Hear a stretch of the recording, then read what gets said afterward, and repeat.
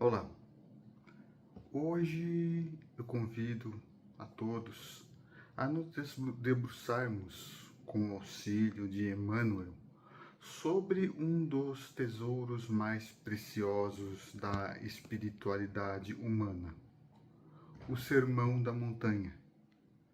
A sua importância é tão universal que transcende as fronteiras de qualquer religião. A prova disso são as palavras de uma das maiores almas que já caminharam pela Terra, Gandhi, que, embora hindu, afirmou com profunda reverência: se perdessem todos os livros sacros da humanidade e só se salvasse o Sermão da Montanha, nada estaria perdido. Essa citação nos convida a olhar para estes ensinamentos com olhos renovados. Se eles contêm a essência de tudo o que é necessário para a elevação da alma, então estamos diante de um guia seguro.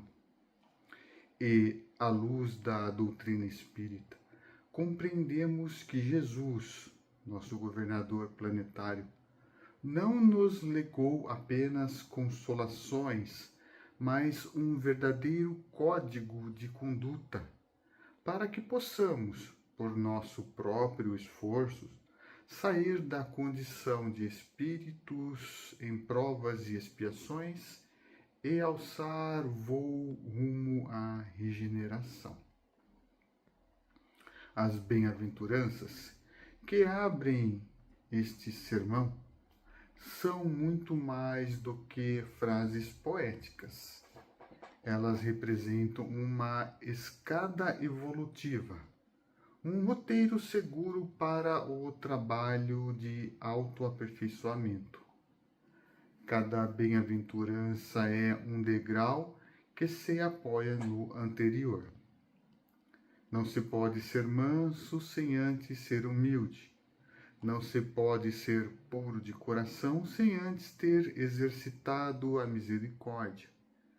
É uma jornada interligada que começa no reconhecimento de nossa pequenez e culmina na nossa identificação com a vontade divina. Vamos então, com o amparo dos bons espíritos, tentar compreender essa sublime arquitetura espiritual, degrau por degrau. Primeiro degrau. Bem-aventurados os pobres de espírito, porque deles é o reino dos céus. Este é o alicerce, a fundação de toda a reforma íntima. A pobreza de espírito é a humildade, a virtude primária sem a qual nenhuma outra pode florescer. É o espírito que, cansado do orgulho que tanto o fez sofrer em existências passadas, finalmente compreende a sua real condição, a de um ser falível, ignorante de tantas verdades e necessitado do amparo divino. O orgulho é a chaga da humanidade, a causa de todo o nosso estacionamento moral. A humildade, por sua vez, é a chave que abre as portas da percepção espiritual. Enquanto nos julgamos autossuficientes, permanecemos fechados em nós mesmos. Ao nos reconhecermos pobres de espírito, abrimos-nos para aprender, para receber auxílio da espiritualidade maior e para iniciar, de fato, a nossa ascensão. Por isso, o reino dos céus, um estado de consciência pacificada e harmonizada com a lei divina, começa aqui. A humildade se manifesta no dia a dia quando conseguimos ouvir uma crítica sem nos ofender, quando reconhecemos um erro sem buscar culpados e quando pedimos ajuda sem sentir vergonha. É a base para a paz interior. Segundo degrau. Bem-aventurados os que choram, porque serão consolados. Uma vez que o espírito se despe do orgulho e se reconhece pequeno, o primeiro degrau, ele se torna capaz de olhar para si mesmo com honestidade. E o que ele vê? Vê as consequências de seus equívocos passados, as dores que causou e as dores que agora colhe através da lei de causa e efeito. É aqui que surgem as lágrimas do arrependimento e da expiação. O choro a que Jesus se refere não é o da revolta, mas o da alma que compreende a necessidade da dor como um agente purificador. A consolação prometida é a luz da doutrina espírita, que nos explica a justiça e a bondade por trás do sofrimento. E aqui, o benfeitor Emmanuel nos adverte: a bem-aventurança não está na dor em si, mas na atitude com que a recebemos. Ele nos diz que os aflitos são bem-aventurados, abre aspas, desde que não convertam a própria dor em azorrague de recriminações, aquele sofrimento moral. A dor, quando vivida com fé, é bênção e lição. Quando vivida com revolta, transforma-se em desespero. A consolação, portanto, é para aquele que chora com esperança. O choro, neste contexto, é o processo de luta espiritual. É o momento em que a alma se permite sentir a dor da imperfeição para, então, buscar a cura. É a aceitação da lei de causa e efeito que nos liberta da ilusão de sermos vítimas e nos coloca como responsáveis pela nossa própria felicidade. Terceiro degrau. Bem-aventurados os mansos, porque herdarão a terra. Após ser humilde, o primeiro degrau, e compreender o propósito de suas dores, o segundo degrau, o espírito deixa de ser rebelde. Ele para de lutar contra os desígnios divinos. Ele se torna manso. A mansidão não é fraqueza ou a passividade, é a força serena daquele que confia. É a ausência de agressividade, a brandura na resposta, a paz interior que impede que as ofensas do mundo o desequilibrem. E como nos esclarece Emmanuel, essa mansidão não é uma máscara para os momentos de conveniência, mas uma conquista ativa e coerente da alma.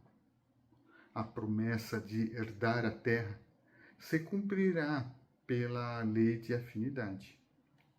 Quando o nosso planeta concluir a sua transição para o mundo de regeneração, apenas os espíritos já pacificados, que vibram na mansidão, terão condições de aqui reencarnar, cumprindo-se a promessa do Cristo.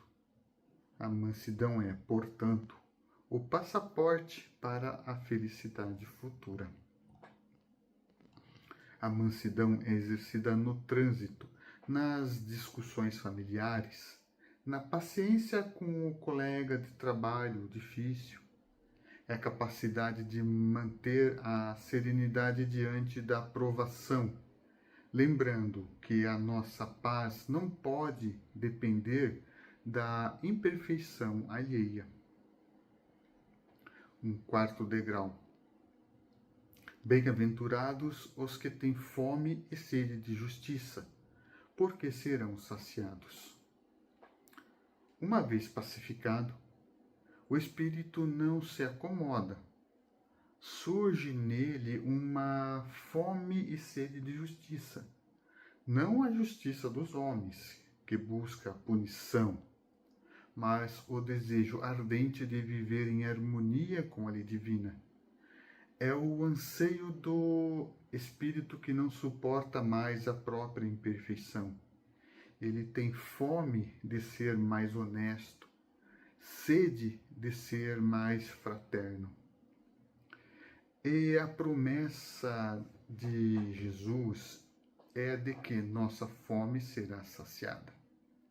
Deus nunca deixa sem resposta uma alma que sinceramente busca se alinhar com suas leis. Aquele que busca a sintonia com o bem encontrará o bem em seu caminho. Esta fome e sede representam o impulso para um progresso. É a insatisfação divina que nos move. O espírito que alcança este degrau não se contenta mais em apenas não fazer o mal. Ele precisa ativamente fazer o bem. É a transição da moral passiva para a moral ativa, onde a busca pela perfeição se torna o motor da vida. Bem, quinto degrau. Bem-aventurados os misericordiosos, porque alcançarão misericórdia. Este degrau é a consequência direta do anterior. Ao buscar a justiça divina, o espírito compreende que a mais alta expressão dessa justiça é o amor. A sua face mais prática é a misericórdia. Misericórdia é sentir a miséria do outro em seu próprio coração. É a capacidade de perdoar, de ser indulgente com as imperfeições alheias. Ao olharmos para nós mesmos com a humildade do primeiro degrau, reconhecemos o quanto ainda somos falhos. Como poderíamos, então, exigir a perfeição dos outros? A lei aqui é muito clara, porque alcançarão misericórdia. É a lei de ação e reação em sua aplicação mais sublime. A cada ato de perdão que oferecemos, estamos, na verdade, quitando nossos próprios débitos e construindo um crédito de compaixão para o dia em que também precisaremos ser perdoados. A misericórdia é praticada na tolerância, na paciência e no esquecimento das ofensas. É a capacidade de ver o Cristo no irmão que erra, oferecendo-lhe o amparo da compreensão em vez do chicote da crítica. Sexto degrau. Bem-aventurados os puros de coração, porque verão a Deus. Chegamos a um ponto elevado da nossa escada. A pureza de coração é o resultado natural de uma jornada de humildade, resignação, mansidão, busca pelo bem e exercício da misericórdia. O coração puro não é um coração ingênuo, mas um coração que foi purificado de suas más intenções. Emmanuel nos alerta, com sabedoria, que de nada adianta a pureza exterior se o coração não for limpo.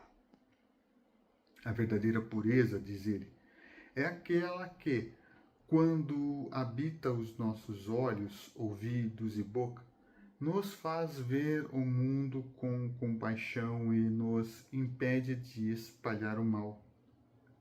Com o coração limpo, a promessa se cumpre: verão a Deus. Não com os olhos físicos, mas com os da alma, passando a perceber a presença divina em toda parte, na natureza, na bondade de um gesto e, principalmente, dentro de nós mesmos. A pureza de coração é a transparência da alma, é a ausência de duplicidade de segundas intenções. É o estado em que o espírito se liberta das paixões inferiores e se torna um espelho límpido, capaz de refletir a luz divina. 7º degrau. Bem-aventurados os pacificadores, porque serão chamados filhos de Deus. No topo da escada, o espírito transborda. Ele se torna um pacificador, um agente ativo da paz. Ele semeia a concórdia, leva a esperança, edifica com a palavra. Por isso é chamado Filho de Deus, pois age como um representante do amor do Pai na terra. O pacificador não espera a paz, ele a constrói, primeiro dentro de si e depois ao seu redor. 8º degrau. Bem-aventurados os que sofrem perseguição por causa da justiça, porque deles é o reino dos céus. Este é o teste final. O mundo ainda imerso na ignorância, muitas vezes não compreende o pacificador. Sofrer perseguição por causa da justiça é o selo de autenticidade de nossa fidelidade ao Cristo. E aqui, Emmanuel nos recorda que muitos sofrem, mas poucos são os benditos no céu.